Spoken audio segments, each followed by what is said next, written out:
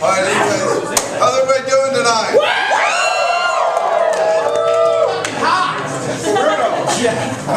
I let Jim get away with making fun of me on stage. I make fun of him every time. Anyway, but tonight I'm picking on my friend right here in the front row. I asked him if he gets embarrassed easily, and I asked him also, was that a head trauma that caused that haircut? Or was it a danger? He was like, no, I saw it on the internet and I really liked it. So I think he can really relate to the story I'm talking about tonight. I'm going to talk about the time that me and a friend of mine named Kevin took some, we ate chocolate. And if you know what's in chocolate, when you eat chocolate as far as going to hallucinate, the little magic mushrooms, that's what I think probably happened with the sand. Anyways, me and my friend, we decided we're going to do this. And we decide that we're going to do it at the roastery. If you don't know, my friend used to roast coffee here in town. He lives in Wisconsin now, so he doesn't get to roast coffee anymore. But we used to go to this place and smoke a lot of marijuana and do a lot of other things. Anyways, I don't get to do that anymore because I'm an ambulance driver now, so I got to be all clean and everything.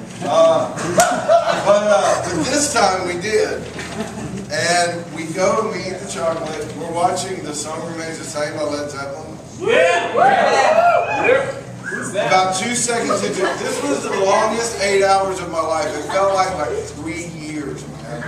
For real. We eat the chocolate, and about 5 seconds afterwards, it hits us. It was just the fastest thing I'd ever felt in my entire life. And he goes, let's go to the graveyard. And I said, that's a great idea.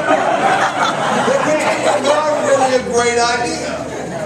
It's never a great idea to walk into the graveyard while you're tripping. But we thought it was. So I'm walking out the back door because this place is surrounded by graveyards. And he goes, no, let's go to the other one. And I went, yeah. So we walk all the way across the parking lot and get to a locked gate. And I turn and look at him and go, do you have your keys? And he went, no. We're in the roastery.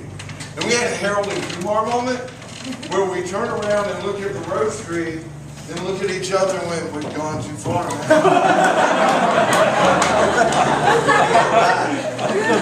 So we find a gate that doesn't have barbed wire on top of it, which was really amazing for us because we were so high that we probably would have tried to climb the barbed wire. But we didn't.